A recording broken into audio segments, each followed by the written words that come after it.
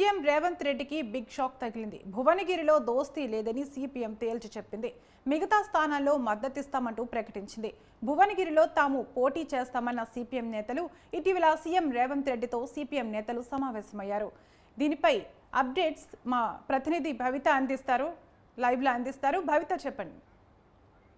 తరంగిణి, లోక్సభ ఎన్నికల్లో అత్యధిక మెజారిటీ సీట్లే గెలిపే లక్ష్యంగా కాంగ్రెస్ పార్టీ భావిస్తున్న నేపథ్యంలో మరోసారి వామపక్షాల పొత్తును కూడా మరొకసారి వాళ్ళతో దోస్తీకి సై అంటూ కూడా కొద్ది మేరకు నిర్ణయం తీసుకున్నట్టుగా తెలుస్తుంది. అయితే ముఖ్యంగా ఇటీవల జరిగినటువంటి సమావేశాల్లో కూడా ముందుగా డిప్యూటీ సీఎం బట్టి విక్రమార్క కూడా ఇటు సిపిఐ నేతలతో పాటు సిపిఎం నేతలతో కూడా చర్చించారు. అయితే ఖచ్చితంగా వామపక్షాలు కాంగ్రెస్ ఇద్దరు కూడా మాకు పొత్తును కొనసాగించాలి, ఖచ్చితంగా మాకు మద్దతు ఇవ్వాలంటే కూడా కోరడం జరిగింది. అప్పుడు ఇటు సిపిఎం మొదటి నుంచి కూడా సుముఖత ఉన్నప్పటికీ కూడా సిపిఎం విషయంలో మాకు కొంత మేరకు స్పష్టత రాలేదు. ఇటీవల తాజాగా సీఎం రేవంత్ రెడ్డి ఇంటికి కూడా సిపిఎం నేతలను పిలిచారు. అయితే అక్కడ నిర్వహించిన సమావేశంలో సిపిఎం పార్టీని ఖచ్చితంగా కాంగ్రెస్ కి మద్దతు ఇవ్వాలని చెప్పేసి కోరడం జరిగింది. అయితే ఏదైతే ఒక్క స్థానం నుంచి భువనగిరి స్థానం నుంచి సిపిఎం నేతలు బరిలో ఉండనున్నారు. అయితే ఆ స్థానం నుంచి కూడా పోటీని విరమించుకోవాలని చెప్పేసి సీఎం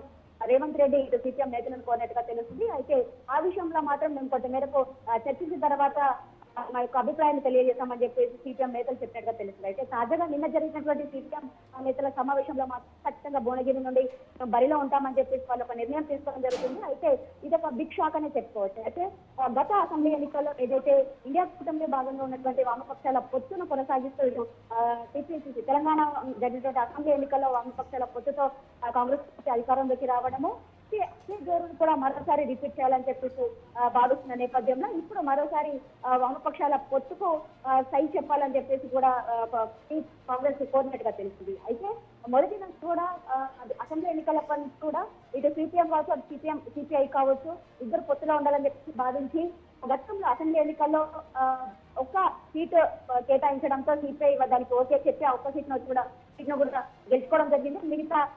మిగతా ఉన్నటువంటి 119 నియోజకవర్గాల్లో మాత్రం ఖచ్చితంగా కాంగ్రెస్ పార్టీకి మద్దతు తెలిపి సిపిఐ పార్టీ. అయితే సిపిఎం పార్టీ విషయానికి కోసం మాత్రం వాళ్ళు 5 సీట్లను అడగడము, కానీ కాంగ్రెస్ పార్టీ 2 సీట్లను కేటాయిస్తామని చెప్పడము, తర్వాత ఒక సీటునే అనౌన్స్ చేయడంతో వాళ్ళు కొద్ది మేరకు అసంతృప్తికి గురై ఖచ్చితంగా పొత్తును విరమించుకుంటామని చెప్పేసి వాళ్ళు పొత్తులో ఉండకుండా వాళ్ళు ఇండివిజువల్ గా పోటీ చేయడం జరిగింది. 119 నియోజకవర్గాల్లో పోటీ చేసినప్పుడు ఎక్కువ స్థానంలో వాళ్ళు కైవసం చేసుకోలేకపోయారు. అయితే ఈసారి ఖచ్చితంగా లోక్సభ ఎన్నికల్లో ఖచ్చితంగా మాకు మద్దతు ఇవ్వాలని చెప్పేసి కాంగ్రెస్ పార్టీ కోరడము, వాళ్ళు అన్నిటిలో అంటే ఇటు సిపిఎం పార్టీ ఇప్పటికే యాక్సెప్ట్ చేసినప్పటికీ కూడా సిపిఐ పార్టీ యాక్సెప్ట్ చేసినప్పుడు కూడా సిపిఎం పార్టీ నుంచి ఖచ్చితంగా ఒక స్థానం సంబంధించి భువనగిరి స్థానం తప్ప మిగతా 16 స్థానాలకు సంబంధించి ఖచ్చితంగా మేము మద్దతు తెలుపుతాము. బీజేపీని ఓడించాలనే లక్ష్యంతో ఖచ్చితంగా ప్రత్యర్థులకు ఖచ్చితంగా మేము మద్దతు ఇస్తామని చెప్పేసి సిపిఎం పార్టీ నిర్ణయించుకోవడం జరిగింది. ఈ నేపథ్యంలో నిన్న తాజాగా వాళ్ళు అంటే మొన్న సీఎం రేవంత్ రెడ్డితో భేటీ జరిగినప్పటికీ కొద్ది మేరకు మేము చర్చించుకున్న తర్వాత అభిప్రాయం వ్యక్తం చేస్తామని చెప్పడం, నిన్న జరిగినటువంటి సిపిఎం పార్టీ నేతల సమావేశంలో మాత్రం ఖచ్చితంగా భువనగిరి నుంచి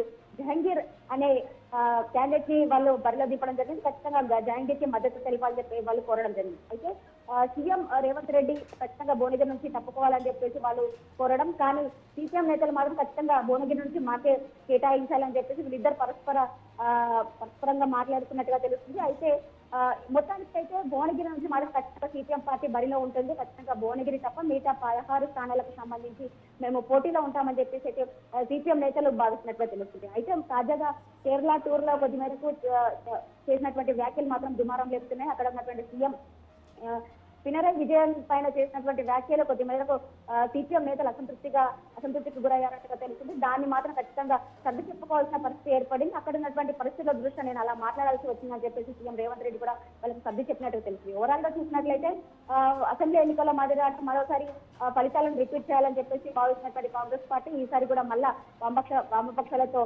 పొత్తును కొనసాగిస్తుంది, వాళ్ళ మద్దతును కూడా కోరింది. కానీ సిపిఎం కు సంబంధించి మాత్రం భువనగిరి స్థానంలో మాత్రం ఖచ్చితంగా పొత్తు ఉండదని చెప్పేసి వాళ్ళు నిర్ణయం తీసుకున్నట్టు తెలుస్తుంది. ఇది మాత్రం ఖచ్చితంగా ఒక బిగ్ షాక్ అని చెప్పుకోవాలి.